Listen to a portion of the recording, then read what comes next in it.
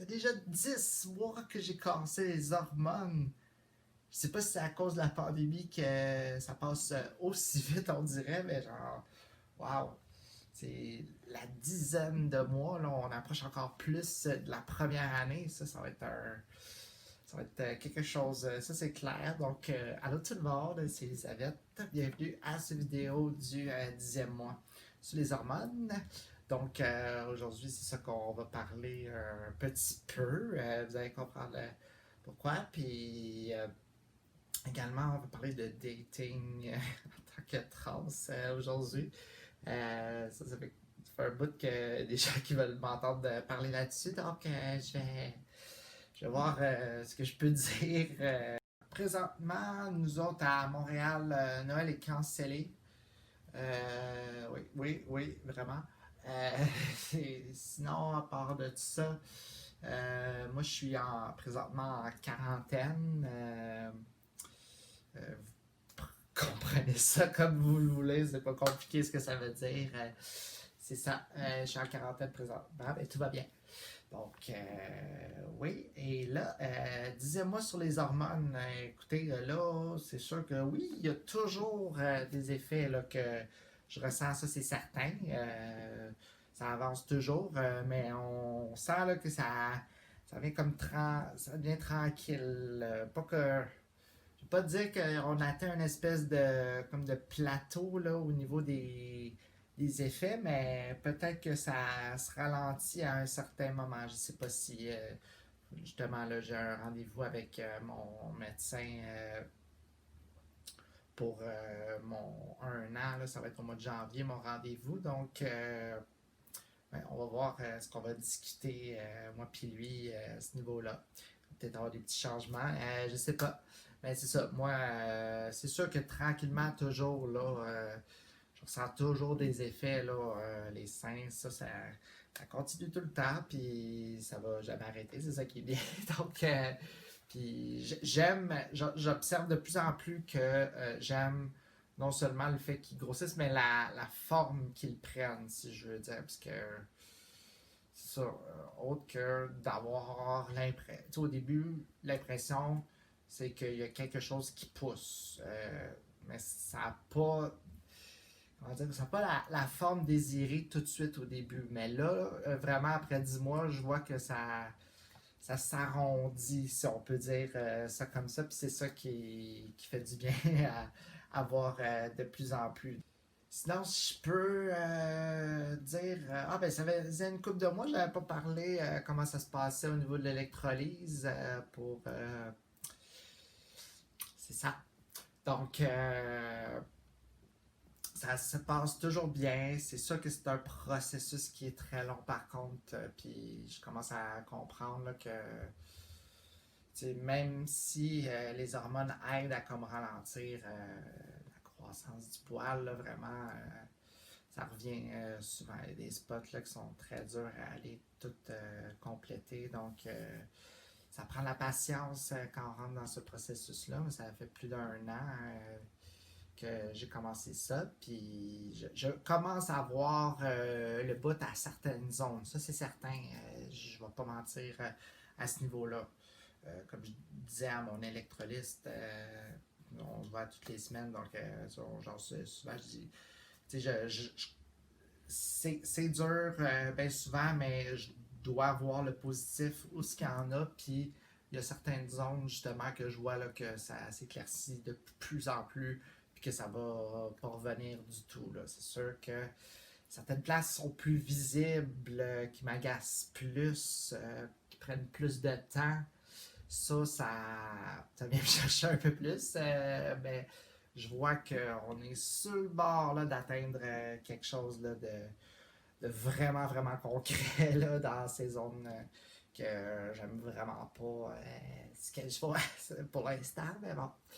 Il y a de l'amélioration, je reste positive, on continue, on lâche pas. Puis si on remarque, c'est sûr que c'est pas relié directement aux hormones, mais les cheveux, comme j'en parlais il y a quelques mois, ça pousse très vite. Et ça, Elisabeth est très contente. Ça, on adore. Je suis fier, je dois dire, par rapport à mes cheveux, je suis fier de l'entretien que je leur fais parce que je trouve vraiment là, qu'ils sortent très très beaux. C'est sûr que j'utilise une coupe de produits durant la semaine, donc, mais c'est ça. Pas le choix de l'entretenir pour que ça reste beau, ça reste doux, ça reste soyeux et éclatant. Là, je veux également parler, comme j'ai dit, comment dire, pas du dating en tant que trans, mais de mon expérience personnelle, disons, sur les applications de rencontres. Parce que je ne veux pas généraliser l'expérience de tout le monde, mais vous allez voir qu'il y a certaines choses qui me sont arrivées qui peuvent être facilement reconnaissables pour n'importe quelle personne trans. Là, certaines situations, vous allez voir que tout le monde vit et que ça revient tout le temps au même, surtout avec un certain groupe de personnes, là, surtout avec les gars. Donc, c'est ça. Donc, moi, je suis pas sur les applications encore présentement, j'en ai pas besoin. Mais je l'ai été dans l'année passée, c'est ça. J'étais surtout sur Tinder, comme la majorité des gens. Et première chose que j'ai à dire par rapport à Tinder, c'est que bon, dans le premier mois, mon compte a été signalé au moins 4-5 fois par des gens qui n'aiment pas le fait que je suis une femme trans. Je vais le dire directement comme ça, parce que c'est pas compliqué. Tinder, en tout cas, je ne sais pas si ça a changé depuis, mais à ce moment-là, ne te permettait pas d'écrire directement que tu étais une femme trans sur ton profil. Donc, j'écris que je suis une femme, mais dans mon profil, j'écris que je suis trans. Et la première chose que je fais dans, quand, disons, je parle avec un prétendant, disons, qu'une personne prétendante, un match qu'on appelle ça. Première chose que je fais, c'est que je mets au clair après deux, trois phrases, là, je mets au clair déjà là, que je suis une femme trans. Donc, si la personne n'a pas vu sur mon profil, va être informée à ce moment-là. Mais oui, j'ai remarqué ça le premier mois. Beaucoup de fois, je me suis fait signaler mon compte. Ce qui se passe quand tu te fais signaler ton compte, c'est qu'en gros, pendant à peu près 12 heures, ton compte est comme en examen par les instances de Tinder. Puis après 12 heures, ben, ils me libèrent mon compte parce qu'ils se rendent compte que je suis une femme puis qu'il n'y a pas de problème. Puis que la plainte n'était pas legit, visiblement. Donc, c'est tout. C'est ça qui s'est passé au début, disons le premier mois. Donc là, je vais vous dire le top 5 des pires affaires que je me suis fait dire par un gars sur Tinder. Donc, c'est pas des belles affaires à se faire dire quand t'es non seulement quand t'es une femme trans, mais quand t'es une femme point. Donc, vous allez voir. Okay. Donc, la première pire affaire que je me suis fait dire par un gars sur Tinder, c'est t'as-tu déjà manipulé un hétéro pour qu'il couche avec toi? Puis là, j'ai fait manipuler avec un point d'interrogation. Puis là, il me dit oui, avec un bonhomme genre diable mauve, là, genre. Tu sais, donc, première affaire que j'ai à dire là-dessus, c'est pas compliqué. Il n'y a aucun gay qui s'intéresse à nous les trans. Un homme qui est purement gay, il est attiré par les hommes. Donc, il ne peut pas être attiré par une femme trans puisque nous sommes des femmes. Mais ça, il y a beaucoup de gars, malheureusement, qui ne comprennent pas puis qui voient les femmes trans qui couchent avec des hommes comme étant des personnes dangereuses et manipulatrices qui cachent le fait qu'elles sont trans pour pouvoir coucher avec des gars. Mais c'est pas ça la réalité en fait, parce que comme je vous ai dit tantôt, la première chose que je mets au clair avec quelqu'un quand je date, c'est le fait que je suis une femme trans. C'est pas compliqué. Comme dit, il n'y a aucun homme qui est attiré uniquement par les hommes, qui va s'intéresser à une femme trans. Non, ça se fait pas. Ça n'existe pas. C'est tout. Arrêtez d'avoir peur, les gars. Si vous êtes attirés par nous, vous êtes toujours hétérosexuel. Si c'est quelque chose qui est important pour vous, pour votre conscience, dites-vous, non, vous êtes toujours hétérosexuel. C'est des menteries qu'on vous compte quand on vous dit que vous êtes gay à cause que vous êtes attiré par nous. C'est vraiment pas compliqué. C'est ça. Donc, première pire affaire que je me suis fait dire, c'est ça. Ça a été un flush automatique, fait sûr. Deuxième pire affaire que je me suis fait dire, ça c'est vraiment dégueulasse. Donc, je match avec un gars. Et première chose qu'il me dit, c'est bro, t'es un gars. Bro, you're a dude, genre, ok, genre, fait que toi, t'es tellement, genre, une personne merveilleuse dans la vie. Toi, tu matches avec des femmes trans pour leur rappeler qu'ils ont été assignés mal à la naissance, puis que, selon toi, genre, c'est des gars, donc, qui sont pas des femmes, donc, que t'es transphobe, en fait. C'est carrément ça que ça veut dire. Mot pour mot, ce que ça veut dire, c'est allô, je suis transphobe. C'est pas bro, you're a dude, c'est allô, je suis transphobe. Donc, je te flush automatiquement, encore une fois, ça c'est sûr. Troisième affaire, troisième affaire que je me suis fait dire sur Tinder. Donc, ben, c'est un gars qui. Puis ça allait bien au début, on jasait et puis tout. Puis là, après comme 4-5 questions, il dit tu dois te trouver chanceuse qu'un gars hétéro s'intéresse à toi. Alors, comme je disais tantôt, premièrement, il n'y a aucun homme attiré par les hommes, donc un homme gay qui est attiré par nous. Donc, de dire que c'est comme un privilège là, que tu dis que toi, un homme hétéro, tu t'intéresses à moi, puis que tu es comme en train de me faire une faveur, puis que je devrais être à genoux devant toi à triper, alors qu'en réalité, c'est toi qui devrais se mettre en ligne parce qu'il y a tellement de gars qui m'écrivent présentement. Donc, ça, encore une fois, c'est pas compliqué. Genre, tout ce qui s'est passé, c'est pas mal des flashs. Encore une fois, ici, on flush ce genre de personnes-là qui se pensent tellement puissantes.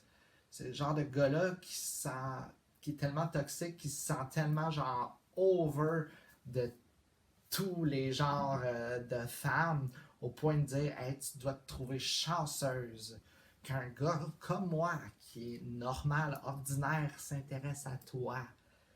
Ouais, c'est crappy as fuck, honnêtement. Là. Genre, je sais pas si je devrais dire ça dans la vidéo ici, mais non, c'est vraiment ordinaire comme phrase. Puis ça fait juste prouver à quel point les gars, quand ils cruisent, ils n'ont pas la bonne mentalité du tout. Ils se voient des fois, trop souvent, comme un être suprême, on dirait. Puis il y a des moments comme ça qu'il faut les corriger puis leur dire que non, je suis pas chanceuse qu'un gars s'intéresse à moi. Vous êtes plusieurs. Il faut faire de l'éducation quand même. Il faut leur dire qu'est-ce qui se passe en réalité parce qu'on dirait qu'ils n'ont pas conscience tout le temps. Puis là, la quatrième pire affaire que je me suis fait dire par un gars sur Tinder, en fait, c'est une question. En tout cas, ça, oui, c'est peut-être juste moi aussi qui trouve qu'en 2020, ça se peut pas, genre, mais la personne, tu sais, bon, justement, je mets au clair avec le gars que je suis une femme trans et il dit, ah oui, j'ai pas de trouble avec ça, mais juste pour être sûr, c'est quoi ça veut dire, trans? Je peux pas croire que juste le mot trans, même si que tu penses que c'est transsexuel ou que tu sais que c'est transgenre le terme en 2020, reste quand même que dans ma tête, la majorité des gens, ils savent c'est quoi que ça veut dire trans, une femme trans, un homme trans, quelqu'un qui est trans, point. Dans ma tête, donc ça c'est comme un cas de fait tes devoirs dans un sens, parce que faut comme être conscient qu'est-ce qui se passe dans la société, les gens autour de nous, différents types de gens qu'on peut rencontrer. On est très sympathique, là. On est très, très sympathique. Mais c'est ça. Ça m'a comme surprise un peu de voir qu'en 2020, quelqu'un demande qu'est-ce que ça veut dire trans. Surtout que la personne dit ah, j'ai aucun problème avec ça. Mais juste pour être sûr, c'est quoi ça veut dire? Et la cinquième pire affaire, je me suis fait demander par un gars sur Tinder, et que c'est la pire affaire, bien sûr, dans la vie à se faire demander par un gars, c'est, là, je veux juste savoir, est-ce que tu as encore ton pénis? Est-ce que tu as fait la chirurgie? J'aimerais vraiment savoir parce que c'est important pour moi. Que la personne, même que la personne me dise que c'est important pour elle, premièrement, c'est quelque chose de très personnel. C'est pas à n'importe qui que tu demandes dans la vie des informations sur ses parties génitales, sur sa volonté de faire peu importe le type de chirurgie sur son corps, sur ses parties génitales.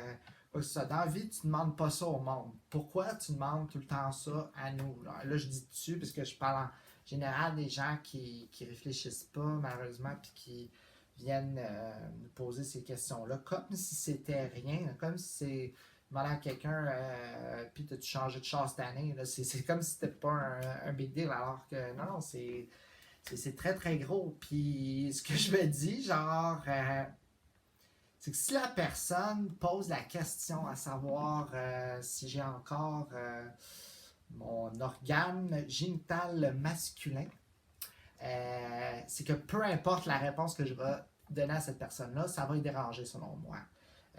Si la personne pose la question. Puisque même si je te dirais que j'ai eu une chirurgie et que j'ai un vagin, je pense que ça va quand même te trotter dans la tête parce que c'est sûrement juste le fait à base que je suis une femme trans qui te dérange malheureusement. Puis c'est correct, ça tu peux genre ne pas être à l'aise à nous dater, mais va pas scruter loin dans notre intimité, dans nos parties privées, genre pour ton information, pour ton bien-être à toi, là, pour te soulager toi-même, si peu importe la réponse, ça va te déranger.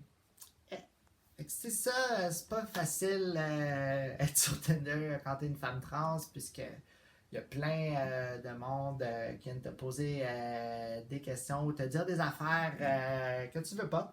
Donc, c'est ça. Je suis bien contente de ne pas être là-dessus présentement. Non.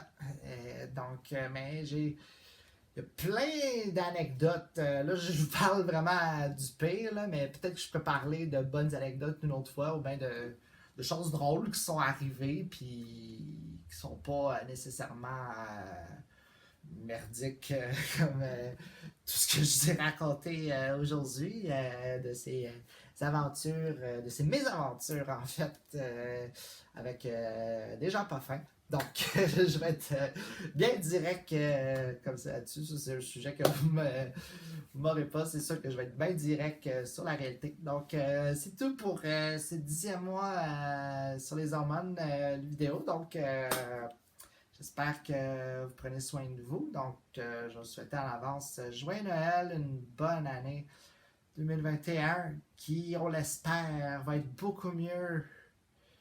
Va nous donner un break de tout ce qui se passe. Donc, mais j'ai espoir. Donc, faites attention à vous, puis à votre famille, vos amis. Je vous aime, puis on se revoit en 2021. Bisous, je vous fais un gros câlin. Bye.